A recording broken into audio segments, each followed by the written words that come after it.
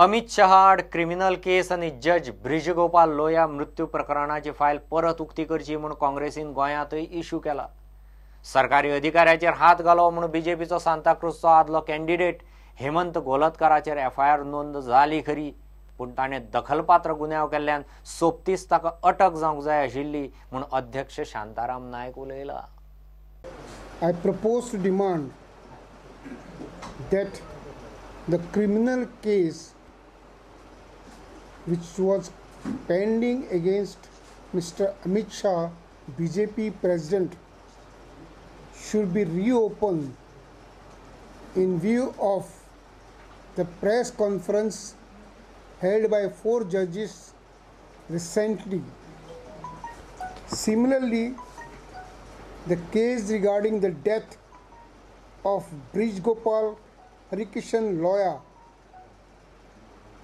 whose death took place in Nagpur in suspicious circumstances, should also be reopened.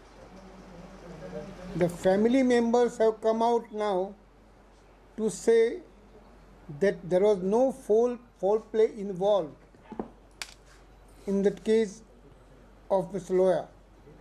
However, it was very clear that the son of the judge who was addressing the press conference appeared to be in tremendous strain while making that press conference.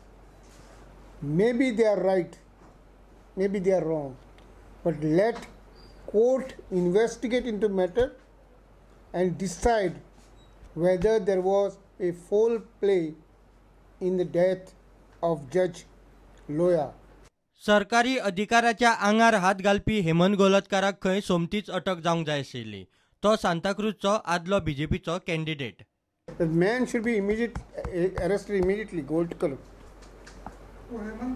Hemant Golkar should be arrested immediately, because this offence, even this offence under town country planning, which invokes 1 year's imprisonment, is a cognizable offence, and other offence in which he obstructs government servant is also cognizable.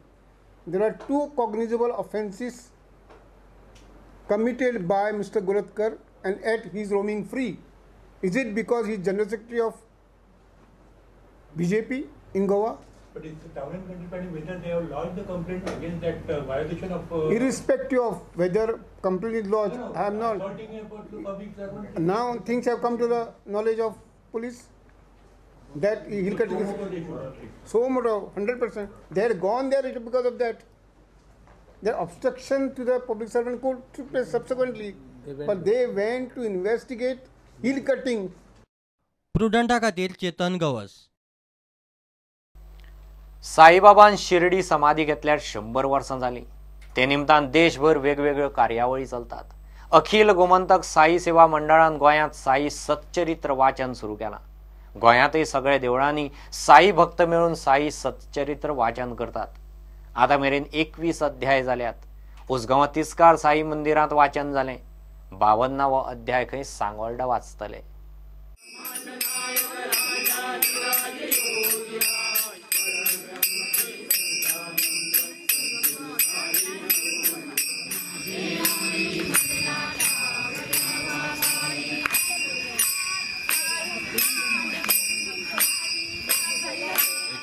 आमचे शताब्दी सोहळा शिर्डी जो आता चालू आसा 100 वर्सां जे लागले आता शिर्डी साईबाबा समाधी घेवन तेच्या निमित्तान जे सगळ्यांक कार्यक्रम करपाक दिल्या ऑल ओव्हर इंडिया, त्या निमित्तान आमी अखिल गोमंतक साई सेवा मंडळ ही आमी कमिटी स्थापना केली आणि त्याच्या मार्फत एक आमी मिटींग घेतली आणि हो कार्यक्रम आमी सुरू केलो की साई सच्चरित्र जे वाचन आसा 53 अध्याय आहा ते प्रत्येक एक अध्याय सगळ्या देवळांनी एक अध्याय वाचचो हो आमचो संकल्प। आज मेरेन सगळ्या कितल्याश्या गोंयच्या साई मंदिरांत आमी 21 अध्याय वाचून वाचले आणि फुडाराक आमी 52 अध्याय पर्यंत ते वाचतले। 52 अध्याय आमचो सागोल्टा हांगा जातलो आनी तो पूर्ण दिसभर कार्यावळ आसतली आनी जांकां साई चरित्र जाय ज्यांच्यांनी नांवां दिल्या तेंच्यांनी त्या दिसा सागोल्टा येवन आपली नांवां नोंद करची आनी साई चरित्र विनामुल्य घेवचे तेंच्यांनी बेगीन कित्याक दिवची नांवां जेणे करून आमकां तेंची सोय करपाक संद मेळटली जी साई आतां जवळ जवळ 70 देवळां म्हाका दिसता घडये ह्या गोंयांत आसात सगळ्याच कडेन आमकां संपर्क सादपाक जायना ह्या माध्यमांतल्यान आमी अशें तांकां सांगूंक सोदता की जांकां हे साई अध्याय वाचपाचो आसात तेंच्यांनी आमकां फोन करचो तेंचे कडल्यान आमकां कांयच हे म्हणजे अपेक्षा ना आमचो 1.5 वरांचो कार्यक्रम आसा कार्यक्रम असो आसा जे पळय पुजेक लायता ते साई चरित्र आमी घेवन तेजे तेंच्या शिमे वयल्यान किंवा ते सांगता थंयसरल्यान आमी मिरवणूक काडटा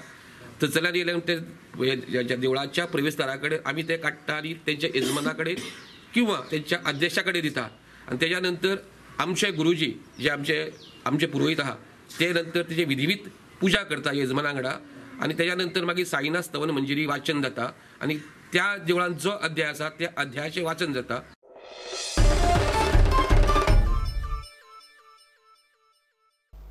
गिव ए कमर्शियल ब्रेक.